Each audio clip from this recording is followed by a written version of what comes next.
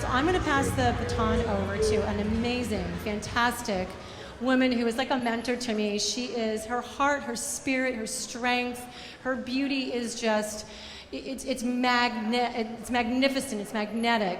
Our Chief Commander, Nadine Smith.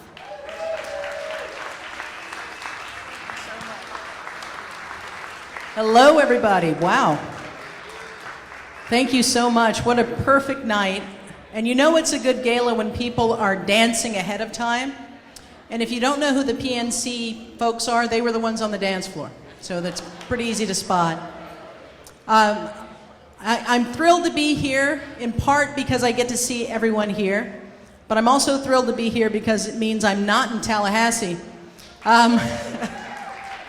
It's been a rough few days, but it's also been an exhilarating few days. You know, Florida truly is at a crossroads right now. We are deciding in public view what kind of state we're going to be. And the choice is really quite stark. We are the third largest state in the country, and we are experiencing what so many other states are experiencing, the post-marriage backlash. In fact, the worst anti-LGBT piece of legislation filed in the country was filed in Florida. And it's a bill that would go so far as to allow people, healthcare providers, to refuse service to LGBT people or anyone that they decided was a violation of their personal convictions or their religious affiliation. It's been written up in national magazines. It does not put our state in the light that we all want to hold our state up. But I say we're at a crossroads because Florida is also the very first southern state in which there has been a hearing on an LGBT non-discrimination proposal.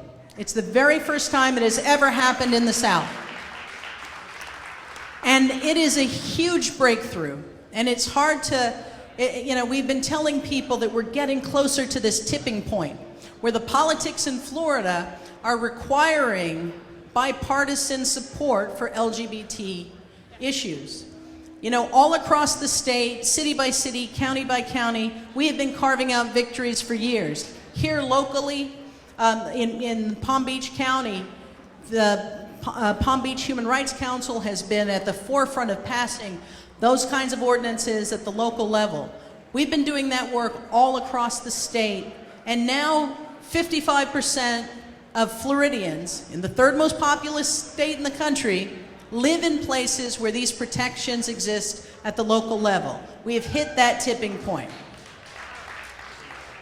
So you would think to yourself, if these protections have existed at the local level for decades, and half the population is already covered, it ought to be obvious to our state legislators that this ought to pass.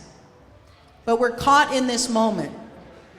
And one of the reasons that I know we were successful in finally ending the blockade, and understand this, the reason that we haven't been getting a hearing is because Democrats and, Republicans, I should say, have come to the understanding that there is a cost to killing LGBT legislation.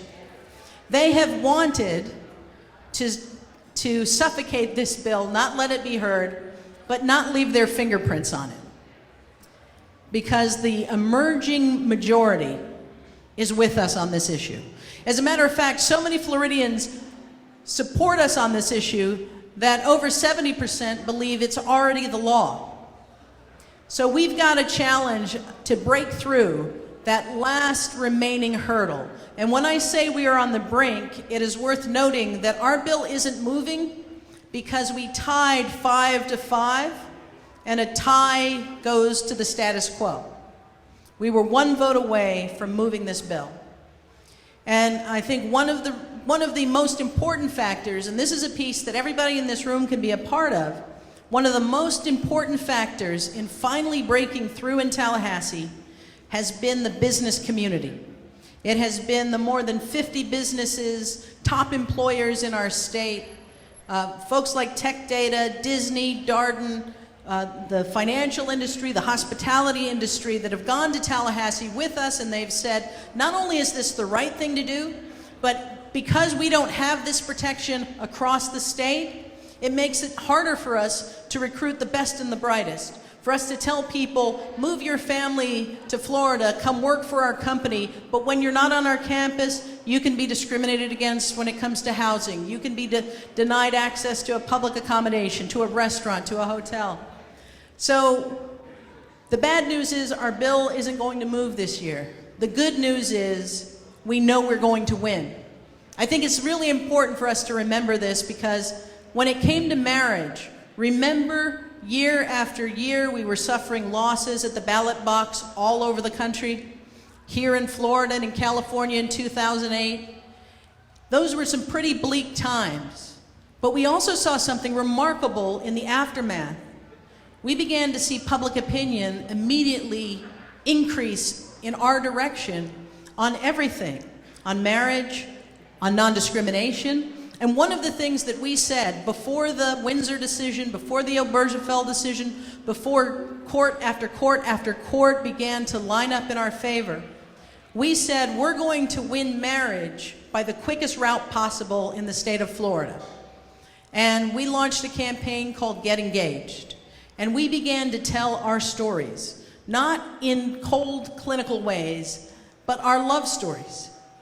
And we began to tell our stories in a way that our neighbors, our friends, and our families, our allies, finally felt called to stand with us. And I remember going up to Tallahassee a few years after that amendment passed, and I was talking to a Republican lobbyist about the Non-Discrimination Act, and we were having a great conversation, and out of nowhere he said, by the way, I'm with you on marriage now. And he said, you might not know this, but I was a big part of that campaign to put the ban in the Constitution. And I said, oh, I was very aware of your role in putting in the Constitution. And he said, my teenagers were in high school then, they're in college now, and ever since it passed, there's not been a family gathering where they don't rake me over the coals for doing that. And it really got pretty heated. And he said, the last time we got in such a huge fight, and my oldest son said to me, Dad, I'm never going to have this conversation with you again. But I want you to know, for the first time in my life, I'm ashamed of you. Because you taught us to treat everybody with dignity, to treat everybody with respect, and to treat everybody the way we expect to be treated, and you haven't lived up to the standard that you set for us. And he said, he said, I was really filled with pride in my son. And I was ashamed of myself. And he said, what I realized is my son had actually won that argument years before, but to admit it would mean I had to admit that I had done very serious harm to an awful lot of people, and that was the hard part for me. But I tell you that because every time we go after an ordinance in some part of the state that we don't know we're going to win, but we're able to raise that conversation. Every time we create a moment where people can step to a microphone, their voices shaking, and speak truth to power, we begin that ripple effect that begins to transform not just the laws, but the culture. And that's what we're here to create. Not just legal change, as important as that is, but we're here to create a world where my 4.5-year-old son won't even understand what his mother did, won't even be able to comprehend a world where what we were doing is necessary. That is the standard. Not just don't fire us, don't beat us up, don't deny us the most basic protections. We deserve a world that embraces us, welcomes us, and treats us with the dignity that every single person is entitled to. That's the work of Equality Florida. That's the work that you all have invested in. And I cannot thank you enough for believing that it is not sufficient simply to have the protections in your own backyard, that from one end of our state to the other, everyone ought to be protected under the law and respected as a human being. So thank you so much for leading the way.